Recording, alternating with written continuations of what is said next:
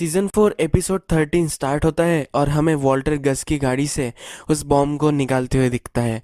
जब वो बॉम्ब निकालता है तो वो नीचे जेसी से मिलने आता है।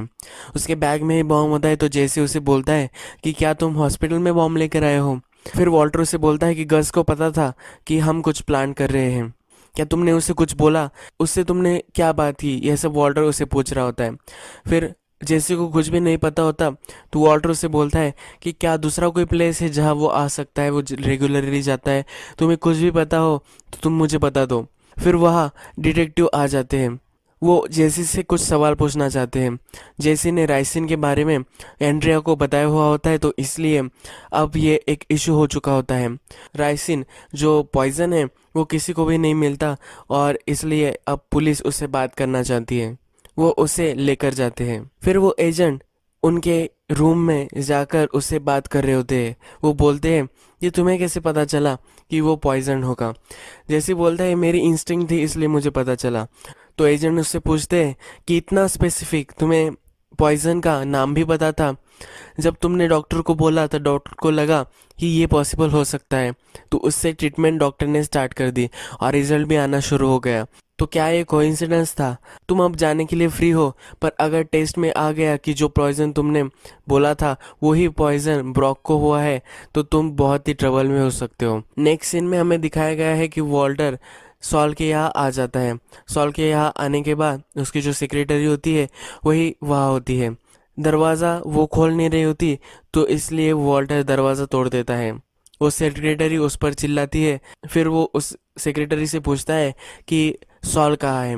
वो बोलती है कि मुझे नहीं पता। फिर वो उसे बोलता है कि हम डेंजर में हैं, मुझे बहुत ही ज़्यादा जल्दी है। वो उसे बोलती है कि तुम हमेशा डेंजर में ही होते हो। वो बोलती है कि तुमने दरवाज़ा भी तोड़ दिया। मैं अब घर जाने वाली थी पर मुझे अब वेट करना पड़ेगा उस दरवाजे को फिक्स करने का और इसके पैसे कौन देगा। फिर वॉल्टर जेब से $1700 निकालता है और उसे दे देता है। वो उसे फिर ब्लैकमेल करती है, अगर $25,000 उसे मिले तो ही वो सॉल का पता या नंबर उसे देगी। फिर वॉल्टर घर पहुंच जाता है। जब वो घर पहुंचता है तब उसे लगता है कि उसके घर में कुछ लोग हो सकते हैं जो उसका वेट कर रहे होंगे उसे मारने के लिए। तो वो आइडिया लगाता है और उसके नेबर को कॉल करता है। उसके नेबर को बोलता है स्काइलर में और हम एक वैकेशन पे गए हैं और वॉल्टर जूनियर को लगता है कि गैस हमारा ऑन रह गया होगा। तो ये बहुत ही बुरा होगा कि अगर गैस ऑन है तो क्या तुम जाकर चेक कर सकती हो, उसके पास की होती है। तो ये वॉल्टर उससे पूछता है। फिर वो जाकर घर में चेक करती है। तभी वॉल्टर देखता है कि उसके बैकयार्ड से दो लोग बाहर निकल आए। जब वो वापस अपने घर पर चली जाती है तब वॉल्टर घर में आता है। वॉल्टर पैसे लेता है और फिर से वो दो लोग वहाँ आ जाते हैं। फिर वॉल्टर बैकयार्ड से निकल जाता है और वहाँ से भाग जाता है। अभी भी वो एजेंट जेसी से बात कर रहे होते हैं पर तभी सॉल वहाँ आ जाता है और सॉल उनको बोलता है कि अब यहाँ से तुम्हें चले जाना चाहिए। जब वो दोनों निकल जाते हैं तो सॉल उसे बोलता है कि तुम यहाँ बहुत ही सेफ हो। फिर सॉल उसे पूछता है कि क्या तुमने इस बारे में कुछ सोचा, यानी कि वॉल्टर जब गस के बारे में पूछ रहा था कि गस किस लोकेशन पे जाता है और कहाँ वो रेगुलरली विजिट करता है। फिर जेसी सॉल को बताता है कि ओल्ड एज होम में वो डॉन सालामांको से मिलने जाता है। ये सब सॉल उसे समझाता है, ओल्ड एज होम के बारे में उसे बताता है। वॉल्टर को लगता है कि ये कुछ भी इंफॉर्मेशन इम्पोर्टेंट नहीं है, पर सॉल फिर उसे बताता है कि जब भी वो डॉन सालामांको को किसी आदमी को मारता है तब उसे बताने वो जाता है। तब वॉल्टर को पता चलता है कि एक रिवेंज का रिलेशनशिप है तो ये यूज़फुल हो सकता है। फिर वॉल्टर डॉन सालामांको से मिलने जाता है। वो उसे बोलता है कि हमारे डिफरेंसेस है, तुम मुझे भी हेट करते हो पर मैं किसी और एक आदमी को जानता हूँ जिससे तुम और भी हेट कर सकते हो, हम एक दूसरे को हेल्प कर सकते हैं।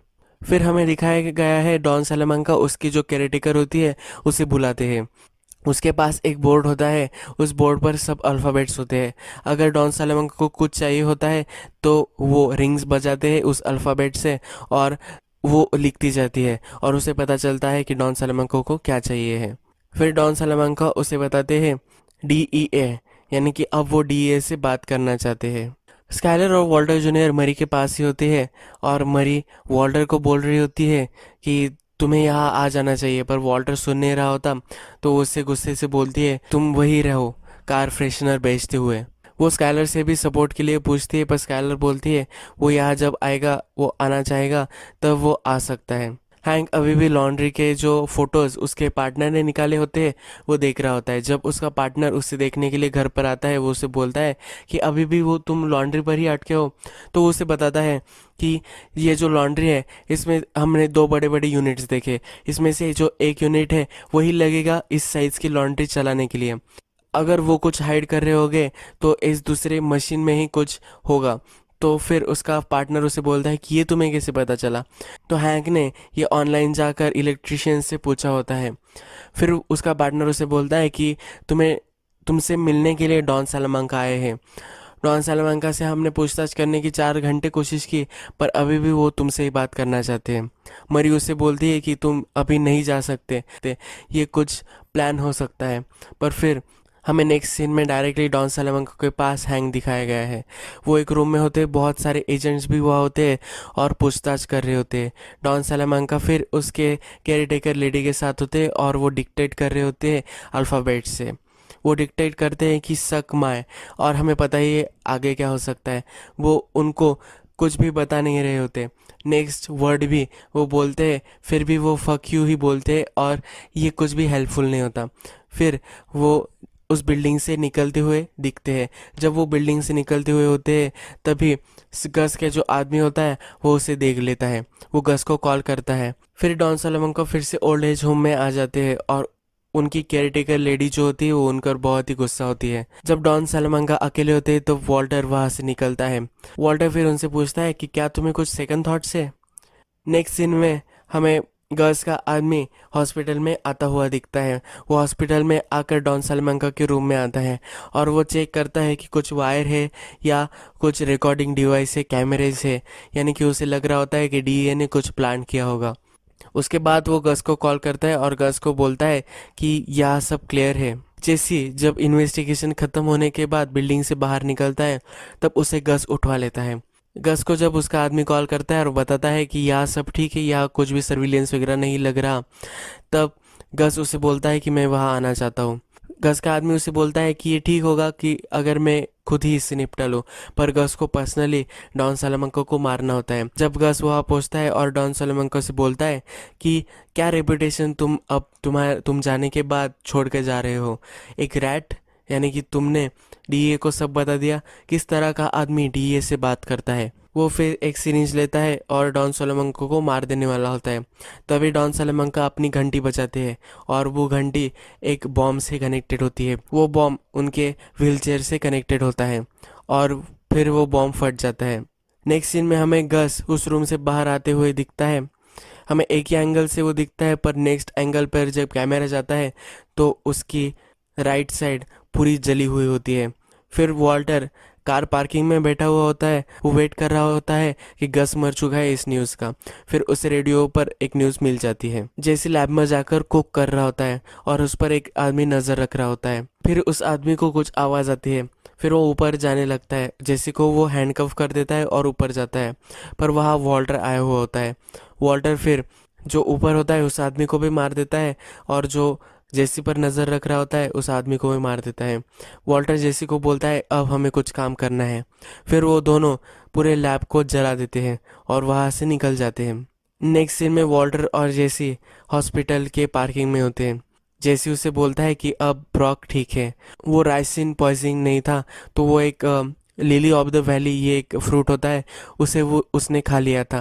ये बहुत ही कॉमन है और डॉक्टर ने अब ये फिगर आउट कर लिया है, तो अब ब्रॉक ठीक हो जाएगा। स्काइलर फिर वॉल्टर को कॉल करती है और स्काइलर उससे पूछती है कि क्या तुमने देखा कि गस फ्रिंग एक एक्सप्लोजन में मारा गया। वो बोल रहे थे कि वो मेथ डील करता था। फिर वो उससे पूछती है कि क्या सब ठीक है। फिर वॉल्टर उसे बताता है कि मैं जीत गया। नेक्स्ट सीन में हमें दिखाया गया है कि जो lily of the valley plant होता है वो वॉल्टर के बैकयार्ड में ही होता है। इसका मतलब ब्रॉक को वॉल्टर ने ही पॉइजन किया था। तो हमें पता चलता है कि जैसे वॉल्टर को मारने आया था तो उसका केस सही था। वॉल्टर ने ही उससे राइसिन चुराया था सॉल्ट के थ्रू और फिर उसने ब्रॉक को पॉइजन किया होता है। ये सब वॉल्टर का ही प्लान होता है और यही ये सीज़न, ये एपिसोड ख़त्म हो जाता है।